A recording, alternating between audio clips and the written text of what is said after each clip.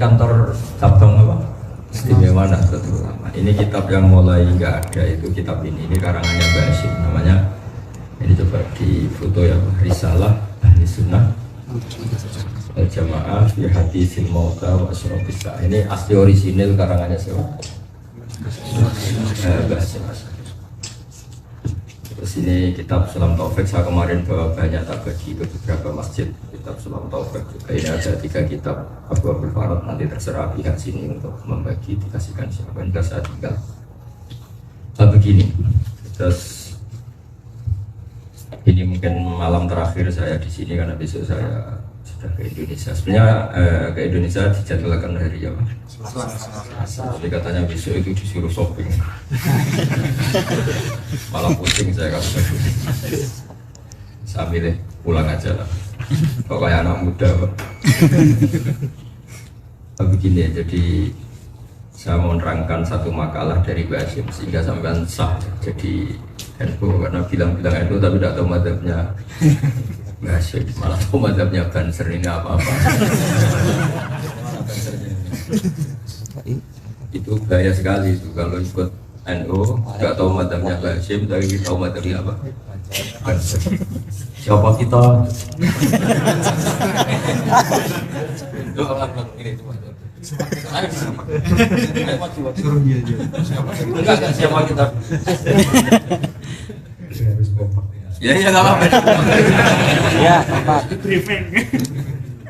Pertama nanti. Ini kan ada bansernya. Siapa kita? NU. Siapa kita? NU. Siapa kita? NKRI. Harga mati. Harga mati. Jaga Kiai. Sampai mati. Ada pun buatan kapal terakhir. Nah itu madhabnya apa?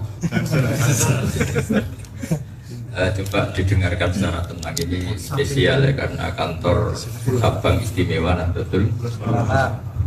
Saya ngaji tadi semuanya istimewa, tapi ini yang kitab ini saya ajar di sini, maka saya mohon yang paham nanti diajarkan pada yang lain.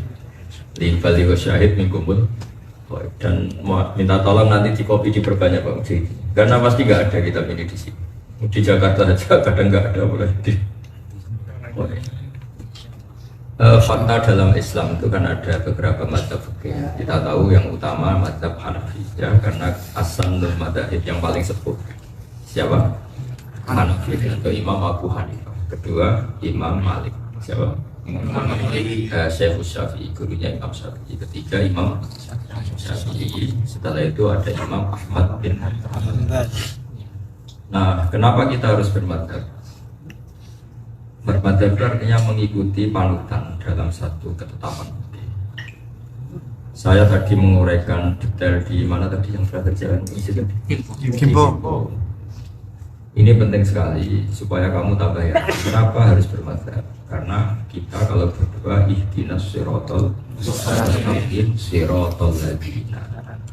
Tentu Allah itu tidak makan, tidak minum, tidak hidup.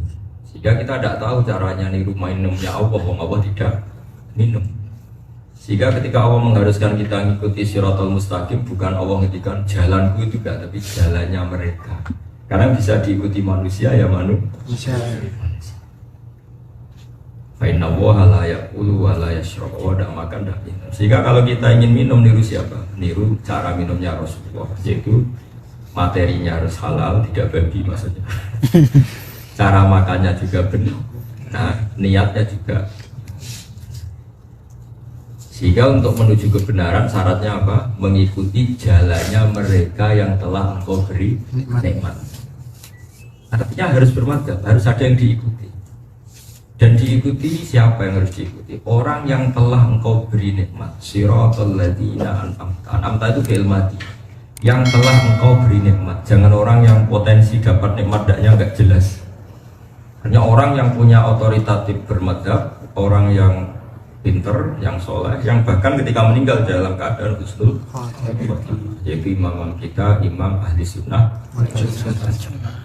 Jadi kalau ada orang tanya, kenapa kita harus bermadzhab, baca saja surat Fatihah, ihdinas siratal mustaqim, siratal ladzina. Ya, jadi bukan sirotoka, jalannya kamu, engkau Allah, tapi siratal ladzina. Ngikuti ladzina an'amta alaihim sama juga ngikuti Allah. Sebab itu di Quran ada ayat mayyuti'ir rasulah faqad atau yang taat pada Rasul pasti taat pada Allah. Bukan dibalik taat pada Allah. Karena kita tidak tahu caranya taat sama Allah tanpa ada jelas ya ini ya. Kenapa kita harus lalu fakta dalam Islam ada 4 mazhab, yaitu Hanafi, yang urut yang Hanafi, Maliki, Syafi'i.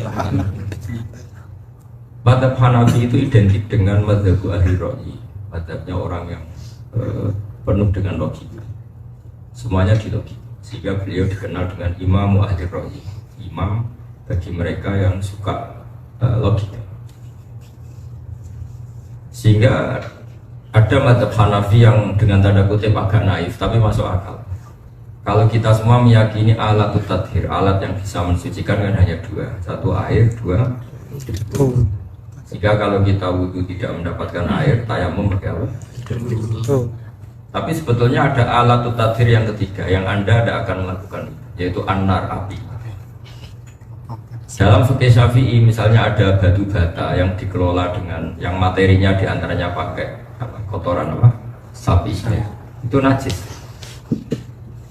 Banyak nggak diantara kita yang misalnya nanam tanaman kan pupuknya dari apa? Kotoran sapi. Bahkan sebagian materi-materi batu bata juga dari campuran kotoran sapi. Tapi cara mazhab Hanafi karena itu ngalami pembakaran sudah suci.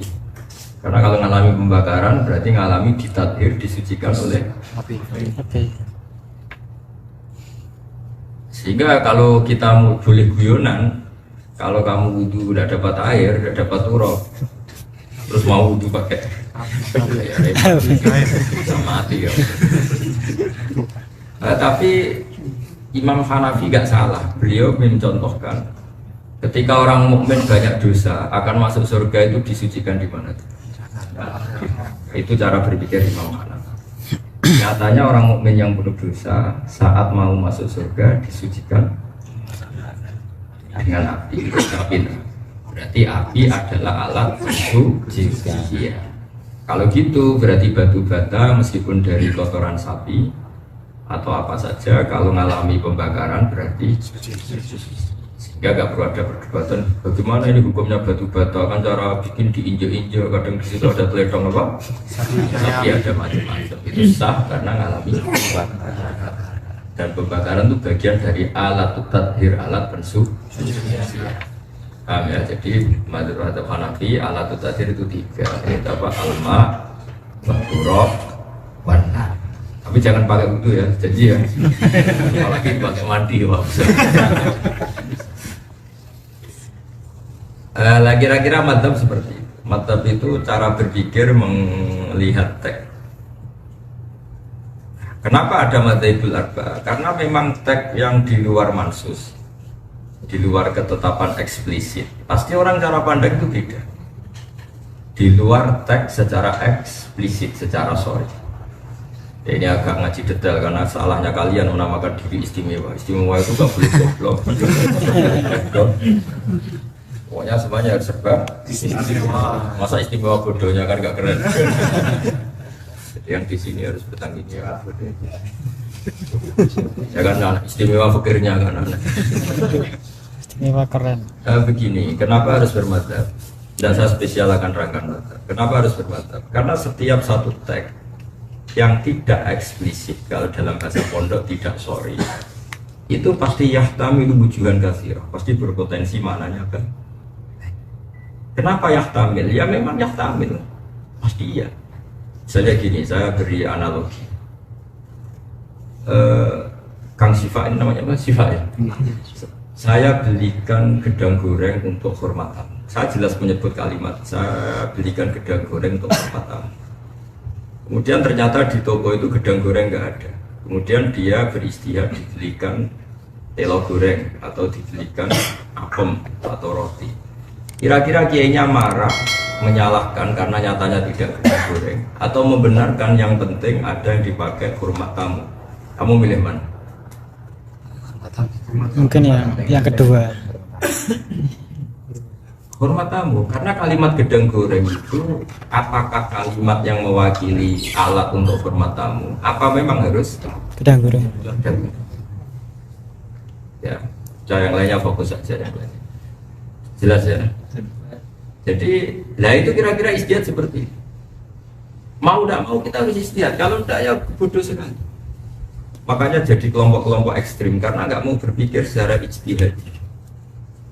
Sehingga ketika Rasulullah zakat dengan kurma atau zakat dengan apalah yang makanan pokok Arab, misalnya Rasulullah sedekah pakai roti, pakai gandum.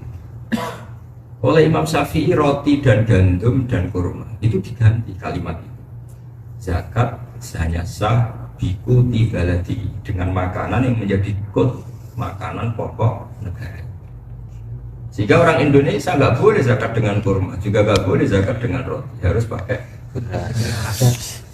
Karena ketika Nabi memilih tamar atau memilih gandum, memilih hintoh di Arab adalah pilihan yang atas nama uti ahlil balad, makanan yang pokok di negara. Jadi ketika di Indonesia otomatis kita ganti, mungkin di Papua atau di mana diganti sagu. Ini yang namanya ijtihad.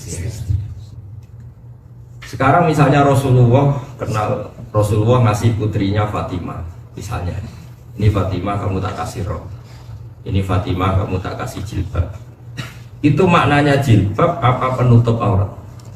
Penutup aurat. Sehingga kamu nggak boleh niru saya jilbaban karena Nabi ngasih putrinya juga jilbab. Jadi salah kaprah. Maka jilbab di sini maknanya apa? Penutup.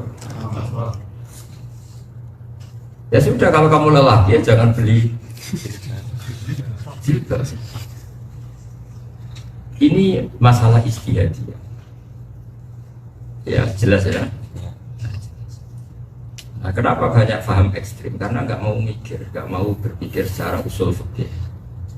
Sehingga NU itu utamanya Basim Asy'ari mengenalkan toro ikul ijtihad atau kaifiyatul ijtihad, cara-cara beristihad. Ini penting saya utarakan karena orang sudah mulai malas berpikir, akhirnya jadi Islam yang ekstrim.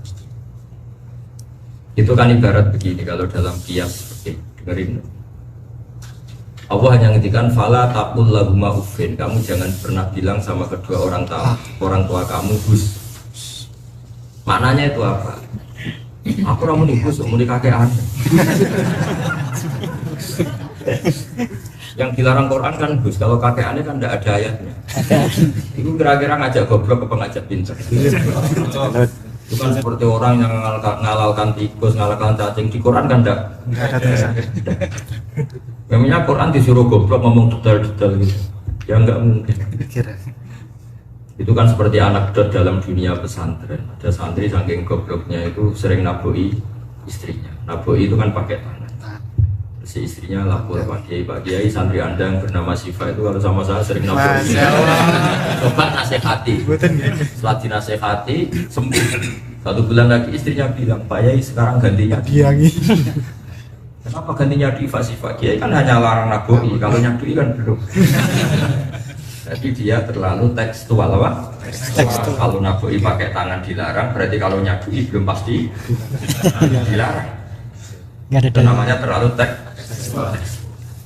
Padahal kalau mau belajar usul fikih dia tahu makna naboi adalah nyaki, sehingga semua bentuk nyakiti juga haram atau tidak boleh. Berarti apa? Naboi ini hanya teks yang bermakna kias atau bermakna ibaratun an hurmatil idza.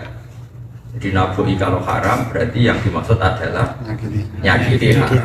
Bukan kok kalau naboi haram nyakiti belum pasti, ngidoni juga belum, kan nggak ada hadisnya. Sementara ini orang-orang tekstualis sini kan gitu kan, nggak ada dalilnya, nggak ada hadis. Itu yang nggak ada itu dalilnya, apa saking nggak ada akalnya. Jadi itu yang namanya ijtihad. Kalau kamu haram naboi berarti haram nyadui, karena maknanya jangan naboi adalah jangan nyakiti. Sehingga kamu ngeludahi ya haram, nyadui ya. Nah, termasuk menerlantarkan juga. Karena istri sampai makan utang tonggo itu sakit. Kamu tinggal di Korea, seneng-seneng istri kamu terlantar sampai untuk makan saja utang tonggo itu sakit gak? Itu buyut yang haram. Nenek moyangnya haram. Istri kamu idoni di dalam rumah itu yang tahu hanya kamu. Mungkin ya sakit tapi masih sakitnya di sini, paham? Kalau sampai utang-utang tonggo, sakitnya di sana sini.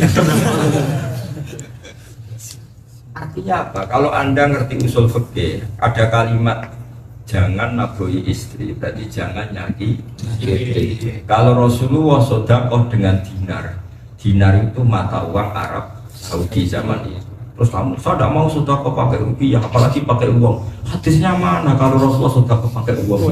Memangnya Rasulullah orang Korea gitu? Itu terlalu tekstual. Maka ya orang yang sidik-sidik sunnah Rasul suruh ngaji lagi, wah ngaji usul apa? Survei. Tetapi kita mau ngeritik mereka gimana? Kamu sendiri yang ngaji usul tapi sudah punya kantor cabang. Makanya saya yang malu kalau mau ngeritik kubu sebelah gak ngaji usul fikih, memangnya kubu kita ngaji? Kan enggak juga. Kalau ngaji enggak ini saya imamnya tak tanya ngaji enggak? Kita belajar usul fikih. Insyaallah. Jawabannya ngeper ini. Enak tau, gampang tau kalau usul fikih yang nerangkan saya, gampang ya? Ya. Ilmu kalau kena ahli ya kan. Subhanallah. Jadi ngaji usul fikih itu harus. Ya kalau nuruti tek ya Nabi gak pernah sedekah pakai rupiah, terus kamu gak pernah sedekah pakai rupiah karena gak ada hadis yang Nabi sedekah pakai rupiah. Ya Nabi tentu sedekahnya pakai apa? Dinar. Tapi maknanya apa? Nabi sedekah pakai mata uang setempat. Jika kita sedekah ya pakai rupiah, orang Korea pakai uang. Karena makna dinar adalah mata uang setempat, bukan ainul dinar, juga tidak harus di dinar. Lama-lama orang nggak sholat semua. Nabi sholatnya kan di Mekah. Gak ada hadisnya Nabi sholat di Indonesia. Apalagi di mana ini? Korea. Puncon. Semua, kalau semuanya ingin persis. Jadi makanya ngaji usul fikih ya, ngaji apa? Semua itu ditanggapi secara ilmu. Jadi fala taqul lahuma uffin, kamu jangan bilang ke orang tua hus. Kalau hus saja, jadi hus itu ibaratun an aqallil idza. Hus itu adalah nyakiti paling minimal. Pak, ojo ini. Pokoknya gitu tok aja kan. Apalagi jancuk dan kakek. Kakaknya, bapaknya, abahnya ya. Ya kan? Pokoknya kamu, jadi uffin itu adalah maknanya atadajjar, merasa enggak nyaman. Itu aja kan. Jadi atadajjar, merasa kamu dengan orang tua ada nyaman. Itu saja sudah haram. Apalagi jancuk keadaan itu. Artinya apa? Mau tidak mau kita pakai hukum kias. Kias itu analogi.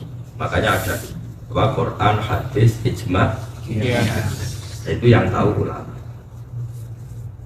Jadi kamu nggak usah sidik-sidik tahu hadisnya mana, Qurannya mana. Memangnya kurang jelas logika kamu sampai tanya Quran.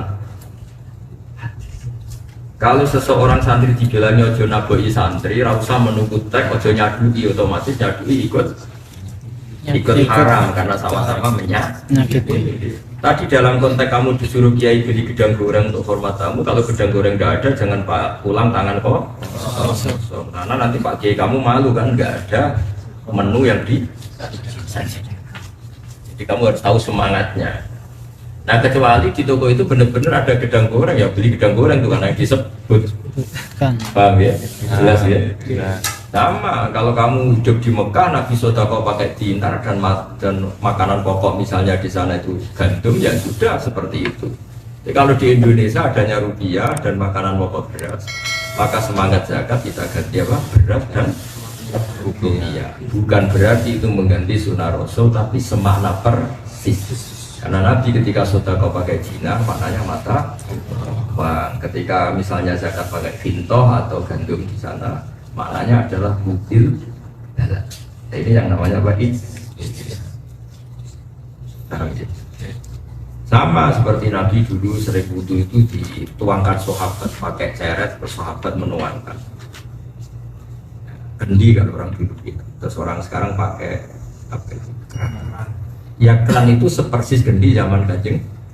Sama-sama air posisi mengalir. Karena air posisi mengalir itu lebih bisa menghilangkan najis ketimbang air yang diam. Jadi kalau dalam fikih Syafi'i, air sebelum 2 bola dijatuhi najis maka menjadi najis. Tapi kalau dikucurkan meskipun sedikit najisnya hilang. Artinya apa? Mengucurkan lebih punya kekuatan menghilangkan ketimbang meren. Terus jangan kamu menjadi ortodok, tapi Nabi dulu pakai ceret, pakai kendi, jangan keran, nggak ada khasisnya. Itu ngajak goblok apa ngajak bener? Padahal setelah kendi kita masih bisa protes, tapi Nabi nggak pakai kendi ini. Makanya kalau ada yang bilang begitu omongin aja, tapi Nabi tetap nggak pakai kendi ini. Paham ya? Jadi apa? Kita harus bermantap. Ini saya bacakan isi untuk barokah. Ini nanti saya tinggal ya, saya mohon. Nanti cabang semua Korea fotokopi ini dibagi. Syukur-syukur ada yang ngajar. Jangan hanya ditunjuk imam tidak mau apa. Nanti tak tulis pengurus cabang non Istimewa. atau itu aja gak istimewa sama sekali. Gak ada ngajinya, gak ada. Kalau ini kitab Babul Farad, kitab doa ini ada 3, nanti terserah Pak Mujahidin baginya gimana. Jelas saya amalkan di sini, mau dibagi ke siapa monggo. Karena saya kemarin bawa banyak lah, tak bagi ke beberapa. Tapi yang spesial yang terakhir di kantor ini tak bacakan mazhab Asy'ari Mas. Sehingga tadi jangan sampai kita tahu mazhabnya Ansor dan Banser tapi tidak tahu mazhabnya. Jadi apalkan ya, kitab ini namanya Risalatul Ahli Sunnah wal Jamaah. Ayo ulang lagi, namanya apa? Risalatul Ahli Sunnah wal Jamaah. Karangan Basim Asy'ari ya tulis. Karangan Basim Asy'ari. Bukan karangan Banser. Seragam Banser tahu, seragamnya Basim. Seragamnya Basim ya ilmu itu apa? Ilmu. Seragamnya Basim ya ilmu. Sehingga orang nyebut Basim mesti al-alim al-alamah. Ya Haji Hasim. Ya itu seragamnya, di mana seragam itu identik. Jadi dirinya Basim ya al-alim, orang alim yang banget alimnya. Kalau Banser kan tegas. Kas udung dihab, udung ini apa gak tahu pokoknya. Jadi Banser nanti di kisah bawah itu begini, orang mau salaman sama Kiai kok kamu jengkang kan? Ya mungkin disalahkan apa? Karena jengkang orang yang mau salaman sama Kiai. Tapi juga mungkin dibenarkan sama Allah karena Banser punya alasan. Tapi kasihan Kiai nya ganggu. Jadi melihat proteksi Kiai sebagai terganggu itu kebaikan. Berarti dapat nilai 10. Tapi jengkangan orang dosanya 10. Impas. Bisa minus. Nah, yang bagus itu apa tadi? Mengawal Kiai tanpa jengkang, itu insya Allah 10 tanpa dosa apa? Tapi kemungkinan itu kecil karena orang kalau senang Kiai itu ya wani mati ya. Mulai kepengen salaman itu ya sampai wani. Ya wani ya. Ya nanti kita lihat saja Bansernya masuk apa, nanti lihat. Karena tadi jengkang nol santri atau penggemar Kiai haram, ngawal Kiai bisa ngawal lewat jengkangkan. Jadi saya baca Arabnya ya supaya dapat barokah tekasnya masalah. Bismillahirrahmanirrahim. Faslun fi bayani wujubit taqlidi liman laisa lahu ahliyatul ijtihadi. Bahwa seseorang wajib taklid sama salah satu mazhab 4 kalau dia tidak ahli ijtihad. Yajibu inda jumhuril ulama al-muhaqqiqin ala kulli man laisa lahu ahliyatul ijtihad al-mutlaq wa in kana qad hasala ba'dul ulama al-mu'tabar ijtihad taqlidu qaulin mustahidin wal akhdhu bi fatwa yakhruja an uhdatit taklif bi taqlidi ayyim sya'a. Jadi orang yang nggak bisa ijtihad itu wajib mengikuti para mujtahidin. Salah satu nggak apa-apa di antara mereka. Ini penting. Kemudian kalau ada mazhab tidak mungkin dipaksakan, misalnya Syafi'i Indonesia itu udah semuanya harus mempraktekkan mazhab Syafi'i. Ada hal-hal yang kita tidak mungkin Syafi'i. Saya nak beri contoh yang kamu pasti tidak Syafi'i. Seluruh kiai Indonesia. Saya beri contoh ya. Auratnya orang sholat kalau perempuan apa coba? Jami'ul badan ilal wajha wal kaffain ya. Iya. Auratul mar'ah fi sholat apa? Jami'ul badan. Jami'ul badan seluruh tubuh, wajah, jadi kalau perempuan sholat gimana? Semua tubuhnya aurat tertutup kecuali wajah dan telapak tangan. telapak. Tapi kalau kharijah sholat di luar sholat auratul mar'ah jami'u badannya. Tapi kalau orang Indonesia meratekan gitu dikira Syafi'i apa ISIS? Apa ekstremis? Kira-kira Ekstremis mungkin. mau ngapain kita tidak pakai Syafi'i? Tapi kita mbak-mbak di Indonesia setahu saya pondok-pondoknya kiai alim alama pun santrinya itu biasa gitu. Pondoknya Mbak Maimun misalnya, pondoknya orang-orang alim di Indonesia setahu saya santrinya juga kharijah sholat meskipun di luar sholat wajahnya terbuka. Itu madhab apa? Hanafi apa? Madhab Hanafi bukan Syafi'i karena Syafi'i mengharuskan pakai Ada wajib. ya yang mewajibkan pakai ya, tapi madhab Hanafi tidak mewajibkan. Ini contoh di mana kita toleransi. Karena kalau kita paksakan madhab Syafi'i nanti berhadapan-hadapan sama negara karena dikira itu isu. Misalnya, paham ya? Saya bacakan. Wala yajibu alal amyi iltizamu madhabin fi kulli hadisatin. Walawil tazama madhaban muayyanan kama madhabi Syafi'i la yajibu alil istimraru bal yajuzu lahu al-intiqalu ila ghairi madhabi.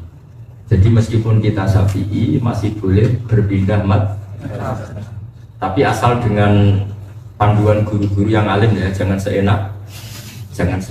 Tapi saya beri contoh tadi, guru-guru kita meskipun Syafi'i kan istrinya kiai-kiai rata-rata hanya cukup berjil. Itu artinya Syafi'i, tapi dalam hal itu mengikuti. Itu dari awal Mbak Hasyim memboleh. Tapi kamu jangan istiadat sendiri. Katanya intikal bater. Oleh intikal murah roh intikal. Seperti seragam Banser ini seperti madhab Syafi'i apa Hanafi? Sama madhab Banser. Syafi'i apa Hanafi? Ada kasar. Itu kelihatan garang. Kelihatan jatuh seperti itu. Garang. Hatinya harus betul. Gak usah takut ya kata hatinya. Lembutnya nggak dirasakan tapi galaknya dirasakan.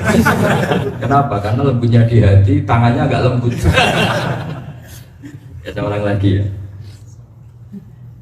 Jelas ya. Bal yajuzu lahu al-intiqalu ila ghairi madhab. Contoh ketiga itu masalah waktu. Kalau teman-teman Korea ini ngikut madhab Syafi'i, semua masjid di Korea itu tidak sah. Karena madhab Syafi'i mengatakan wakaf itu harus di tempat sing abadi, tidak boleh wakaf kontrak. Sah tidak dalam fikih Syafi'i sesuatu yang kontraan atau sewaan diwakafkan, sah enggak? Betul sah kan? Iya betul. Tapi cara madhab Hanafi sah. Tapi hebatnya Mbak Hasyim dari awal mengatakan meskipun kamu Syafi'i tidak harus selalu Syafi'i dalam semua kejadian yang Anda alami. Karena memang nggak mungkin. Iya tuh syaratnya madhab Syafi'i itu kalau wakaf mauquf lah apa barang yang diwakafkan kan harus apa abadi. Apa abadi. Ya pernah dengar tuh masih ada tuh sisa-sisa ilmunya zaman mondok masih ya. Pada bersalin. Pada bersalin. Pincon apa di saya ini sudah keliling Korea, saya meskipun di sini 5 hari, 1 Korea sudah semua ya. Subhanallah. 1 hari 3 masjid sudah semua mulai dari. Coba terangkan di mana saja. Coba terangkan. Mulai dari Cot, Kipcot, Bumi, Teku, Ibe, Iksan, Jonju, Jonju, Ansan, Kimpo. Kimpo. Sekarang Icap lagi.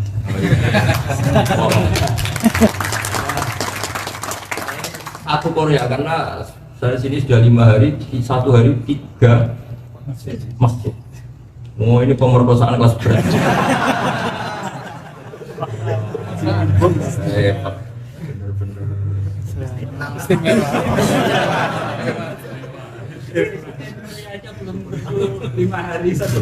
Nah iya, Presiden Korea aja berarti 5 hari 1 Korea ini saya. Ya ini tolong sekali ya, ini di copy ya terus disebarkan ke semua Pak Mas. Karena saya cari kitab ini mau saya beli banyak, tapi ya ada baca satu dong. Kalau yang Sulam Taufik saya beli banyak, kemarin tak bagi banyak. Sama Arba'in Nawawiyah saya beli banyak, tak bagi banyak. Kalau ini nggak bisa karena kitab ini sudah. Dan kalau kamu bisa nyetak banyak itu nanti ajaib betul. Di Indonesia saja nggak banyak, di Korea. Tapi kalau hanya ditumpuk nggak istimewa. Diamalkan. Makanya ini tugasnya kamu jadi gini, terus awas. Nanti saya tanya-tanya, diajarkan enggak? Diamalkan. Ya, jadi ini karangan Basim Asy'ari orisinil tentang masalah madhab. Apa masalah apa? Madhab. Jadi wakaf itu kalau madhab Hanafi lebih fleksibel karena dianggap al-waqfu itu dianggap hibah. Wakaf itu ya seperti apa? Jadi pakai uang ya boleh, terus ya sudah biasa aja, tidak perlu syarat-syarat yang jelimet kayak di fikih-fikih apa? Syafi'i. Terus ini ada lagi, ini dawuhnya Mbah Hasyim yang dikutip guru saya Kiai Haji Maimun Zubair dalam kitabnya Al-Ulama Al-Mujaddid. Ini makalah yang menyelamatkan kita ila yaumil ya, itu ada makalah begini. Wa taqlidu ba'dal amali jaizun. Taklid setelah amal itu boleh, jadi taklid terlambat. Kayak sampai ini kan pasti taklid terlambat. Karena antara ilmu dan yang kamu lakukan kan dulu yang kamu baru ada 1-2 kiai yang membenarkan. Alhamdulillah ada yang membenarkan.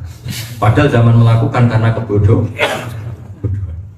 Itu boleh. Wat taklid gadal amal jaizun. Taklid sudah kadung melakukan sesuatu itu jaizun boleh. Misalnya begini, tak beda ini tidak usah awas kalau nggak jujur. Lawan nggak ada. Karena ngelawan di dunia yang lawan nggak ada. Karena seorang ulama itu nanti di akhirat lebih keren ketimbang zaman di dunia, karena punya otoritas. Awas macam-macam. Ayo umumnya kamu semua zaman di kampung ada ayam jago, tabrak mobil atau sepeda motor, terus kejet-kejet. Gelimpangan ini andekan kamu biarkan ya tetap almarhum. Umumnya kamu sembelih enggak jauh saja. Andai kan enggak kamu sembelih tetap mati apa hidup? Mati. Jelas kena kepalanya. Itu apa? Menurut madzhab Syafi'i jelas enggak sah. Karena kehidupannya dia kejet-kejet itu proses mati bukan proses mau hidup. Itu ibarat begini, sama tak beda. Ada orang sudah kejet-kejet mau mati, terus kamu wakofi tanah atau kamu hibai sah apa enggak? Tidak sah, karena dia sudah tidak sah melakukan tasarruf termasuk qabul meneri. Boleh enggak? Ayo orang sudah kejet-kejet tangkah tuh wazab enggak boleh kan orang kejet-kejet gitu disuruh apa? Qabul. Enggak sah, semuanya enggak sah. Artinya gini, syaratnya penyembelihan hewan itu masih hidup apa sudah mati? Hidup. Sekarang kejet-kejet proses kematian apa hidup? Hidup. Kenapa selama ini sudah tetap kamu sebelah? Dalilnya mesti iman. Bukan dalil Imam Syafi'i. Ayo jujur ya. Ayo dalil kamu melakukan itu iman apa Syafi'i? Buktinya kalau kecelakaan ayam kucing segini, kamu biarkan mati apa sama mati? Karena gak eman kan? Enggak. Tapi untungnya, ini kan satu kebodohan kan yang sudah melakukan satu kebodohan dalam bermadhab, tapi kepintaran dalam ekonomi. Saya pernah itu, ini kisah nyata. Saya itu mau pergi, mau kemana gitu pergi. Pas sampai jalan raya itu Kang siapa? Pas sampai jalan apa? Rumah saya kan sampai jalan raya kira-kira ya 300 meter. Pas sampai jalan raya di Pak Mujahidin, wadahnya jago tabrak. Wah, kebetulan saya lewat pakai motor. Kebetulan ada saya, orang yang mau nyebelah itu mungkin suka kan ada. Dibiarkan. Ini halal nggak bobotan? Aku nggak bobot halal nggak. Karena kalau saya bilang halal menjadi hukum permanen, makanya saya bilang nggak bobotan halal gitu. Kalau aku nyerah halal. Ternyata Pak, saya cari-carikan karena kebanyakan orang itu juga salah. Semuanya mengalami seperti itu. Dan semuanya sepakat seperti itu. Dengan dalil apa? Iman. Halo ya man. Tapi setelah saya cari di mazhab-mazhab Maliki, ternyata memang ada yang mengatakan tetap salah. Karena yang dikatakan nyawa itu nyawa tetap nyawa. Selagi tidak mati namanya ya hidup. Meskipun kehidupan yang menuju mati, asal belum mati ya namanya hidup. Tapi kamu pas nyembelih itu karena bermadzhab Maliki apa karena iman? Nah, meskipun itu sudah jadi daging Anda, kan sudah kamu makan, sudah menjadi darah. Itu kata Basim Asy'ari, wa taqlid ba'dal amal jaiz. Meskipun sudah terlambat, itu tetap boleh. Jadi kamu berdoa, ya Allah, ternyata kebodohan saya yang lalu-lalu, ternyata itu Maliki ya Allah. Ya Allah, kebodohan saya di masa-masa lalu ternyata itu Maliki. Alhamdulillah. Aman. Jadi waktu itu ba'dal amali jaiz. Ada ini penting sekali, ini Dewi Bas. Di sini dicontohkan gini. Falau sholat syafi'iyun don nasihata sholatihi ala madhabi summa tabayyana butlanuha fi madhabi wasihatuha ala madhabi wairi falahu taqliduhu wa yaktafi bitilka sholati. Jadi misalnya gini, kalian semua kan sering sholat, keyakinan kamu kalau sholat kena najis batal nggak? Batal kan? Meskipun najis itu sedikit, meskipun lubang jarum, misalnya kalau lapak dulu lubang jarum. Saya ulang lagi ya, keyakinan kamu madzhab apa? Syafi'i. Syafi'i yang istimewa apa yang nggak istimewa? Nah, kamu kategori Syafi'i yang istimewa apa yang biasa? Biasa. Kenapa sombong menamain diri? Istimewa. Yang istimewa itu kantor cabangnya, ada orangnya.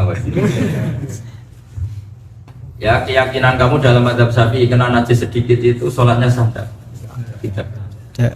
Tapi misalnya kamu habis kamar mandi, basah-basah yang kamu kira air, ternyata uyuhe kang sipak itu. Nggak cerita, tadi kamu kena sedikit sekali, bukan banyak, sedikit sekali. Karena kamu lewat secara tidak hati-hati. Cara Jawa kecipratan apa? Dengan cipratan yang saking kecilnya itu asumsinya itu nggak bisa dilihat mata telan. Cara orang Jawa kalau di kitab-kitab diterangno kal ibro kayak selubang apa? Ya, kayak sambil khiyat kalau dalam bahasa Quran itu selubang apa? Setelah kamu sholat, kamu kan tanya, delalah ada yang ngabari. Kamu orang kupertai gue, jujur gitu. Waduh, berarti tadi kena, tapi sedikit sekali, kecuali kenanya banyak.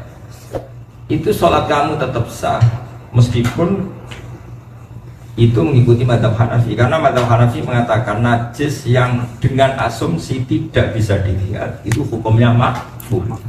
Makfuh itu terampun. Misalnya yang saya orang nguyuh ngadeg, itu andekan dipakai alat pembesar. Ya, iya, meskipun akhirnya cawi. Ya meskipun akhirnya cawi, kira-kira kena cipratan? Kena. Dan ketika pensucian itu semuanya sempurna apa pasti ada cipratan yang kadung berdomisili itu. Kira-kira saja. Pasti kurang sempurna dan pasti ada cipratan yang tetap hinggap. Tapi itu kata Imam Abu Hanifah, natsun la yudrikuhu torfun, itu ya fa'an, najis yang tidak bisa dilihat dengan asumsi tadi.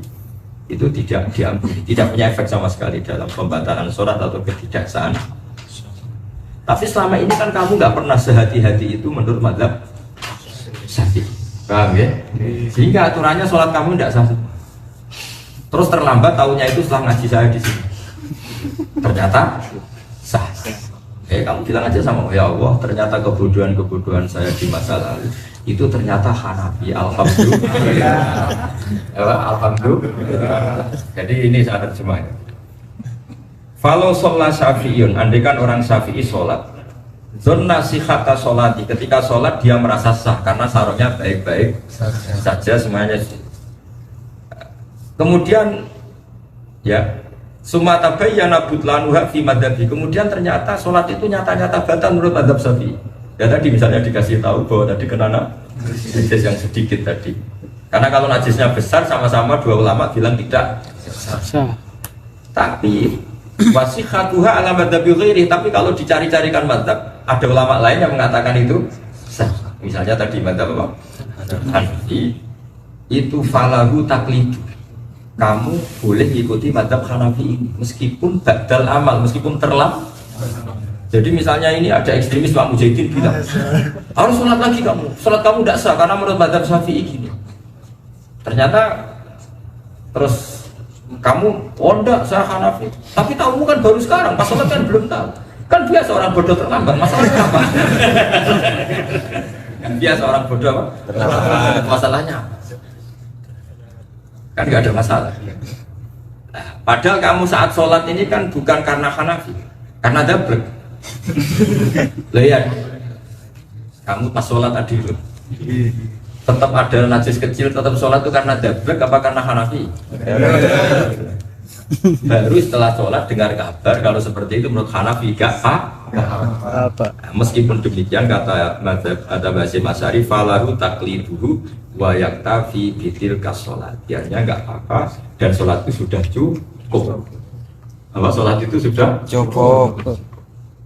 Jadi ini penting, jadi makanya ini penting sekali ya. Jadi dari awal Basim Asy'ari sudah mengatakan ciri khas ahli sunnah atau aswaja Indonesia itu mengikuti salah satu madhab empat. Tentu kita secara seringnya madhab Syafi'i ya, tapi ada hadisah, ada hal-hal tertentu yang kita mengikuti madhab yang lain. Saya ulang lagi takbirnya ya. Wala yajibu alal ami iltizamu madhabin fi kulli hadisatin. Tidak harus semua kejadian harus ikut persis seperti madhab apa? Syafi'i. Walawil tazama madhaban muayyanan kamadhabi Syafi'i la yajibu alaihi istimrar. Kalau sudah berpegangan Syafi'i itu pun tidak harus terus menerus dalam semua ranah hukum. Fabal yajuzu lahu al intiqalu ila ghairi. Kadang-kadang sesekali juga boleh intiqal pindah. Tapi tadi ya asal lewat guru yang arif dan bijak sana, bukan berdasar nafsu. Kayak adatnya Kiai Indonesia kan santri-santrinya, keluarganya ya jilbaban biasa, ada pakai cadar. Itu sebetulnya tidak madhab Syafi'i ya, karena madhab Syafi'i mengatakan di luar sholat semua tubuh perempuan harus apa? Tapi kalau NU begitu ya dianggap kayak kubu sebelah. Ya. Ya, makanya ini penting aja. Jadi saya mohon sekali ini terserah nanti pihak kantor sini, jelas kitab ini saya hadiahkan. Saya sendiri mendapat ini tidak bisa banyak. Andai kan bisa banyak mungkin saya beli banyak. Kayak Sunan Taufik saya beli banyak. Ya di kopi saja ya, terus supaya semua imam masjid di sini punya. Kemudian benar-benar NU mengenali madhab pendirinya itu Hadratus Syekh Basim Asy'ari. Jangan sampai lebih kenal madhabnya Banser dan Ansar. Assalamualaikum warahmatullahi wabarakatuh.